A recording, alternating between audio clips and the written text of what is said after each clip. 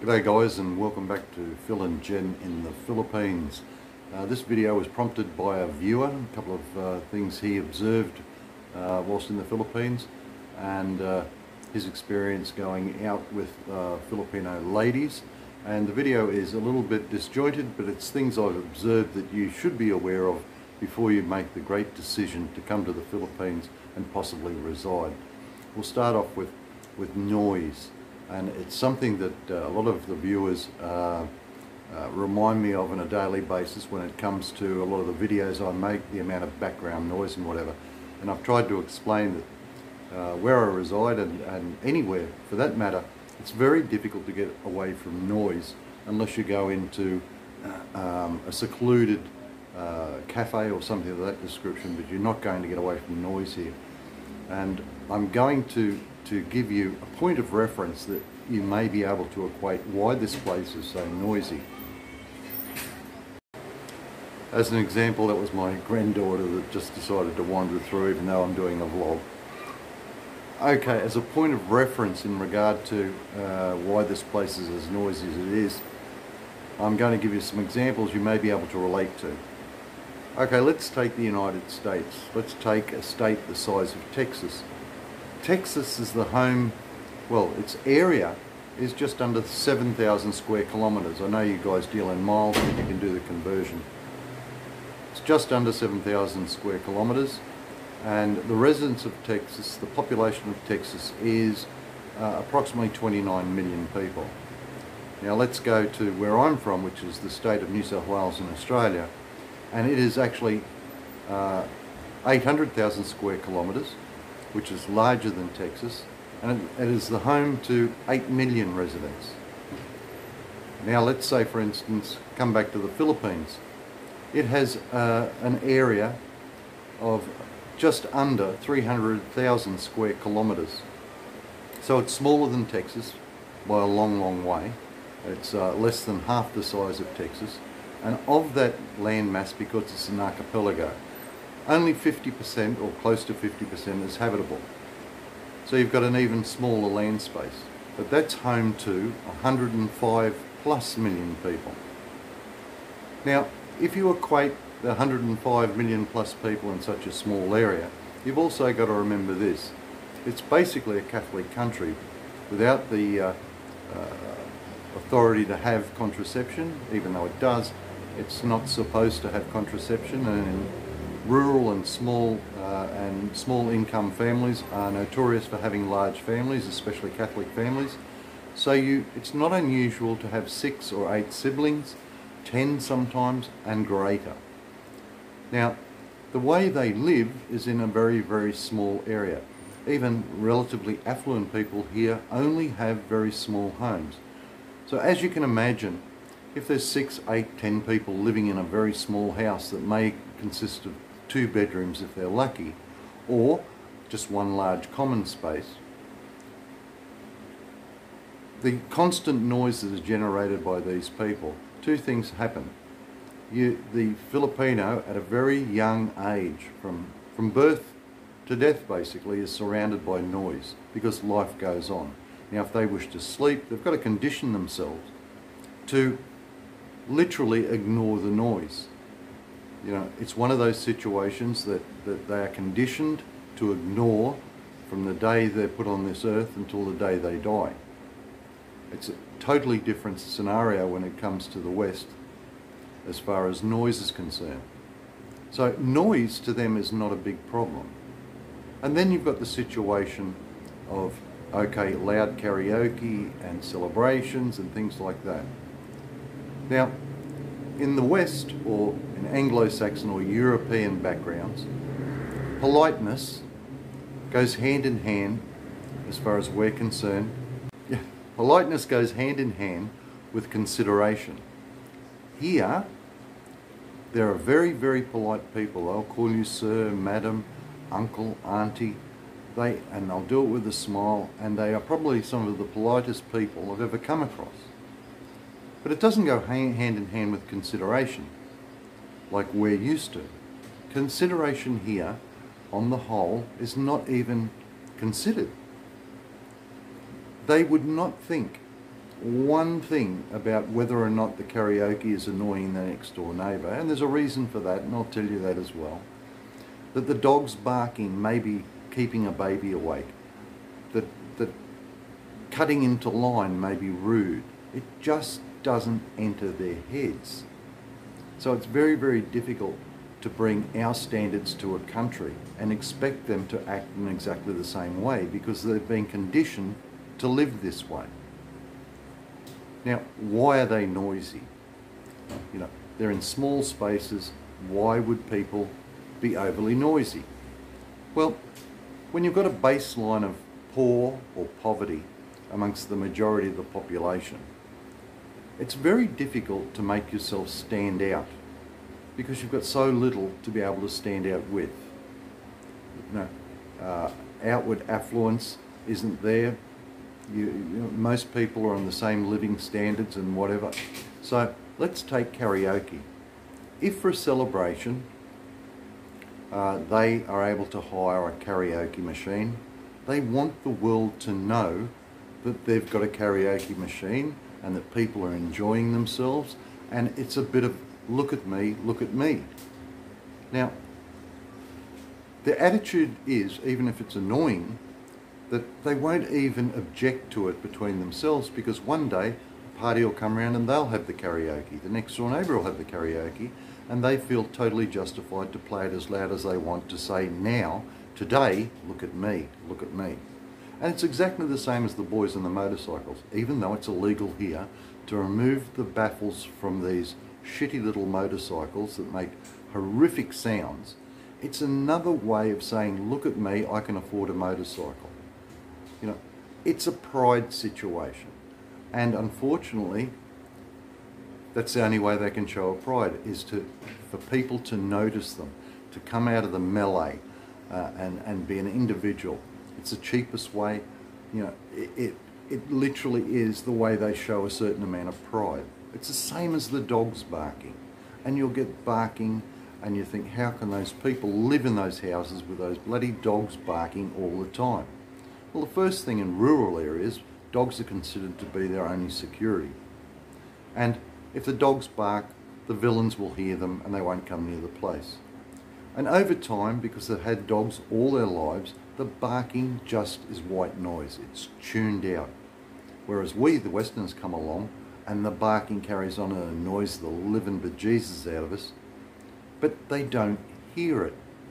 And of course, you're in a foreign country. You can't trundle over there and in your white superior attitude say, shut those dogs up, because that's confrontational. The other thing is the chickens. You'll get chickens in major cities all over this country. Well, they're actually roosters that make the most noise. The other thing to consider here is that a national sport of this country is cockfighting.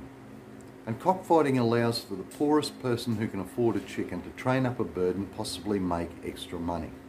Apart from the fact that if they're not a reasonable cock, they can eat them. So cocks, whereas in the West we get rid of roosters 9 times out of 10. 1, because they're noisy bastards, and 2, they're a pain in the ass if you've got chickens or you're running chickens. Here they look after the cocks. The reason they look after the cocks is it's a possibility of making money for them. In fact, they spend more money on their roosters and their cocks than on their kids half the time. But anyway, that's some reasoning behind it.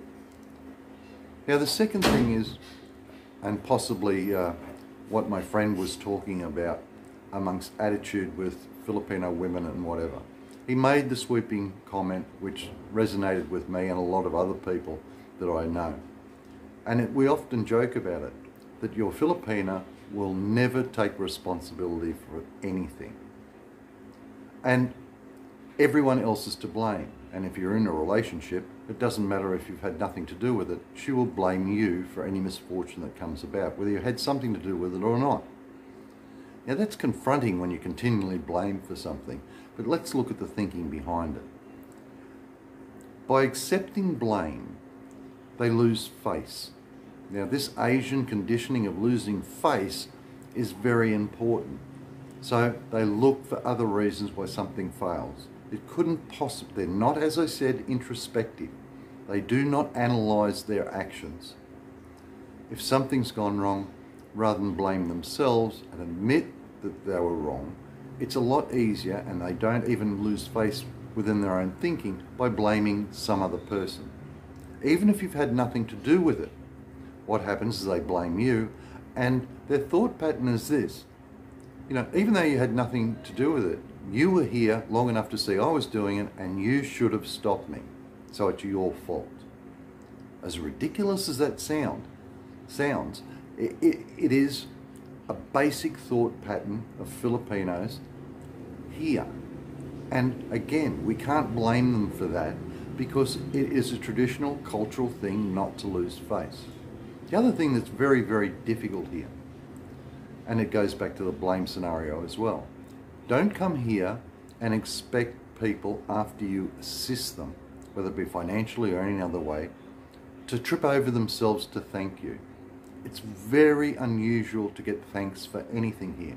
Of course, I realise that they appreciate it, and they might go away and they might boast about it, that you assisted them. But to you, it's very rare that they will actually say thank you. An apology is almost impossible to get.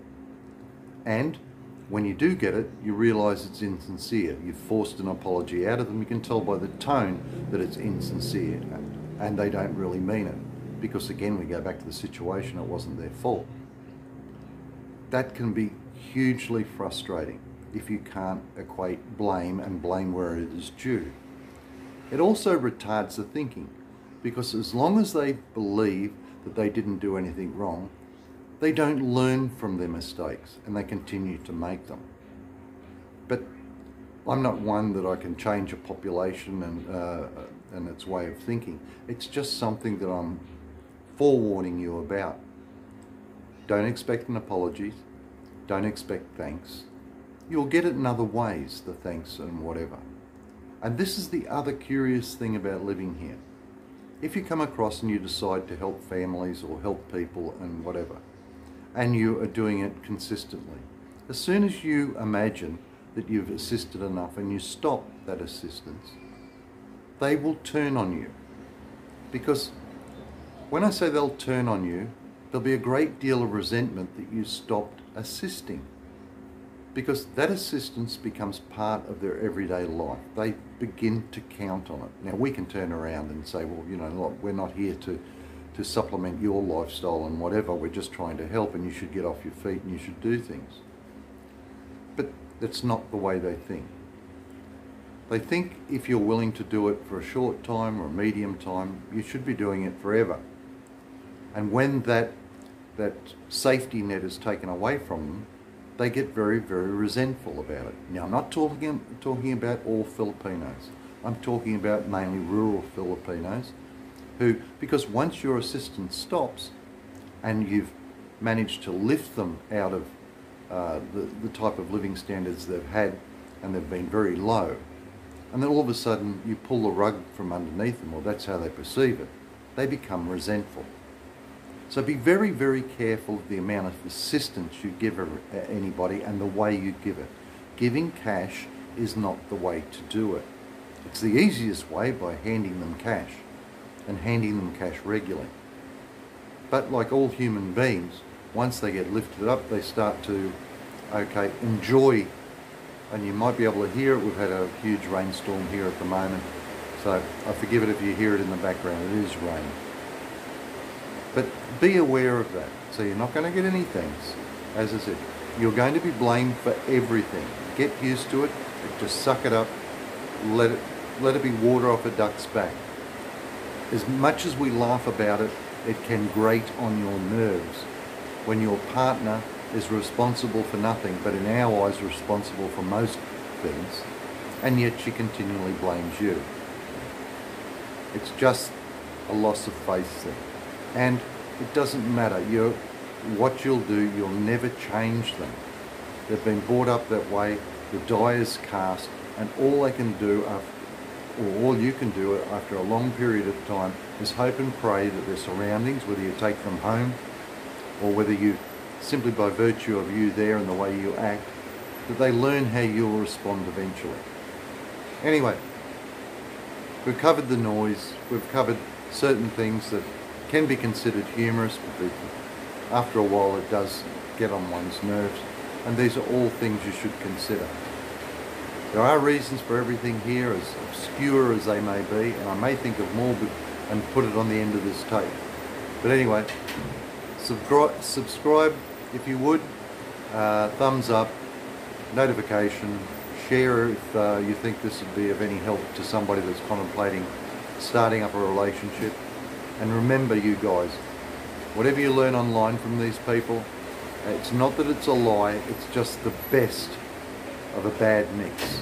So don't expect that the glow of the first relationship will last, and this lady is perfect. She's far from perfect, and it's not as though she's not perfect here, and it's not as though she's not trying and whatever. They think differently.